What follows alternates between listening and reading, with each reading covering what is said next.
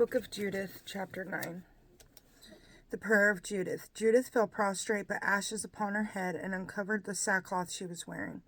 Just as the evening incense was being offered in the temple of God in Jerusalem, Judith cried loudly to the Lord, Lord, God of my father Simeon, into whose hand you put a sword to take refuge upon the foreigners who had defiled a virgin by violating her, shaming her by uncovering her thighs, and dishonoring her by polluting her womb. You said, this shall not be done. Yet they did it. Therefore you handed over their rulers to slaughter, and you handed over to bloodshed the bed in which they lay deceived, the same bed that had felt the shame of their own deceiving. You struck down the slaves together with their masters, and the masters upon their thrones. Their wives you handed over to plunder, and their daughters to captivity. And all the spoils you divided among your favored children who burned with zeal for you, and in their abhorrence of the defilement of their blood called on you for help. O God, my God, hear me, also a widow. It is you who were the author of those events and of what preceded and followed them. The present and the future you have also planned. Whatever you devise comes into being. The things you decide come forward and say, here we are. All your ways are in readiness, and your judgment is made with foreknowledge. Here are the Assyrians, a vast force, priding themselves on horse and chariot, boasting of the power of their infantry, trusting in shield and spear, bow and sling. They do not know that you are the Lord who crushes wars. Lord is your name. Shatter their strength in your might and crush their force in your wrath.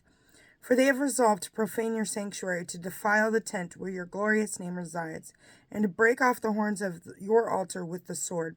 See their pride and send forth your fury upon their heads. Give me, a widow, a strong hand to execute my plan. By the deceit of my lips, strike down slave together with ruler, and ruler together with attendant. Crush their arrogance by the hand of a female. Your strength is not in numbers, nor does your might depend upon the powerful. You are God of the lowly, helper of those of little account, supporter of the weak, protector of those in despair, savior of those without hope. Please, God of my father, God of the heritage of Israel, master of heaven and earth, creator of the waters, king of all you have created, hear my prayer. Let my deceitful words wound and bruise those who have planned dire things against your covenant, your holy temple, Mount Zion, and the house your children possess. Make every nation and every tribe know clearly that you are God, the God of all power and might, and that there is no other who shields the people of Israel but you alone. Judith chapter 10. Judith prepares to depart. As soon as Judith had ceased her prayer to the God of Israel and finished all these words, she rose from the ground. She called her maid, and they went down into the house, which she used only on Sabbaths and feast days. She took off the sackcloth she had on, laid aside the garments of her widowhood, washed her body with water, and anointed herself with rich ointment. She arranged her hair, put on a diadem, and dressed in the festive attire she had worn while her husband Manasseh was living. She chose sandals for her feet and put on her anklets, bracelets, rings, earrings, and all her other jewelry. Thus she made herself very beautiful to entice the eyes of all the men who should see her. She gave her maid a skin of wine and a jug of oil. She filled a bag with roasted grain, dried fig cakes, and pure bread. She wrapped all of her dishes and gave them to the maid to carry. Then they went out to the gate of the city of Bethulia, found Uzziah and the elders of the city, Shabris and Sharmis, standing there. When they saw Judith transformed in looks and differently dressed, they were very much astounded at her beauty and said to her, May the God of our ancestors grant you favor and make your design successful. For the glory of the Israelites and the exaltation of Jerusalem, Judith bowed down to God. Judith and her maid leave Bethulia. Then she said to them, Order the gate of the city opened for me, that I may go to accomplish the matters we discussed. So they ordered the young men to open the gate for her, as she had requested, and they did so. Then Judith and her maidservant went out. The men of the city kept her in view as she went down the mountain and crossed the valley. Then they lost sight of her. Judith goes out to war. As Judith and her maid walked directly across the valley, they encountered the Assyrian patrol. The men took her in custody and asked her, "To what people do you belong? Where do you come from and where are you going?" She replied, "I am a daughter of the Hebrews, and I am fleeing from them because they are about to be delivered up to you as prey.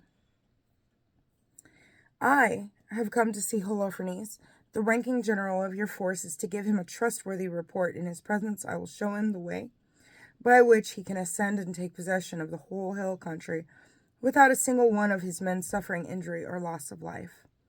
When the men heard her words and gazed upon her face, which appeared marvelously beautiful to them, they said to her, "By hastening down to see our master, you have saved your life. Now go to his tent. Some of us will accompany you to hand you over to him. When you stand before him, have no fear in your heart. Give him the report you have given us, and he will treat you well." So they selected 100 of their men as an escort for her and her maid, and these conducted them to the tent of Holofernes. As the news of the arrival spread among the tents, a crowd gathered in the camp. They came and stood around her as she waited outside the tent of Holofernes. While he was being informed about her, they marveled at her beauty, regarding the Israelites with wonder because of her. And they said to one another, "Who can despise this people who have such women among them? It is not good to leave one of their men alive, for if any were to be spared, they could beguile the whole earth." Judith meets Holofernes. Then the guards of Holofernes and all of his attendants came out and ushered her into the tent. Holofernes was reclining on his bed under a canopy, woven of purple, gold, emeralds, and other precious stones. When they announced her to him, he came out to the front part of the tent, preceded by silver lamps. When Judith came before Holofernes and his attendants, they all marveled at her beauty, the beauty of her face. She fell prostrate and paid homage to him, but his servants raised her up. Judith chapter 11. Then Holofernes said to her, "Take courage, woman, have no fear in your heart. I have never harmed anyone who chose to serve Nebuchadnezzar, king of all the earth. As for your people who live in the hill country, I would never have raised my spear against them, had they not insulted me. They have brought this upon themselves. But now tell me why you have fled from them and come to us. In any case, you have come to safety. Take courage. Your life is spared tonight, and for the future, no one at all will harm you. Rather, you will be well treated, as are the servants of my lord, King Nebuchadnezzar." Judith answered him, "Listen to the words of your servant, and let your maidservant speak in your presence. I will say nothing false to my lord this night.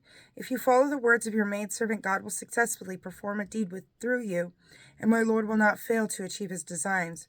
I swear by the life of Nebuchadnezzar, king of all the earth, and by the power of him who has sent you to guide all living things, that not only do human beings serve him through you, but even the wild animals and the cattle and all the birds of the air, because of your strength, will live for Nebuchadnezzar and his whole house. Indeed, we have heard of your wisdom and cleverness. The whole earth is aware that you, above all others in the kingdom, are able, rich in experience, and distinguished in military strategy. As for Acquir's speech in the council, we have heard it. When the men of Bethulia rescued him, he told them all he had said to you. But then, my lord and master, do not disregard his word, but bear it in mind, for it is true. Indeed, our people are not punished, nor does the sword prevail against them, except when they sin against their God. But now their sin has caught up with them, by which they will bring the wrath of their God upon them when they do wrong, so that my lord will not be repulsed and fail, but death will overtake them. Because their food is given out, and all their water is running low, they have decided to kill their animals, and are determined to consume all the things which God is, in his laws, has forbidden them to eat. They have decided that they would use the first fruits of grain, and the tithes of wine and oil, which they had consecrated and conserved for the priests who minister in the presence of our God in Jerusalem, things which the people should not so much as touch with their hands. They have sent messengers to Jerusalem to bring back permission from the Senate, for even these people have done these things on the very day when the response reaches them and they act upon it. They will be handed over to you for destruction. As soon as I, your servant, learned of this, I fled from them. God has sent me to perform with you such deeds as will astonish people throughout the whole earth who hear of them. Your servant is indeed a God-fearing woman, serving the God of heaven night and day. Now I will remain with you, my lord.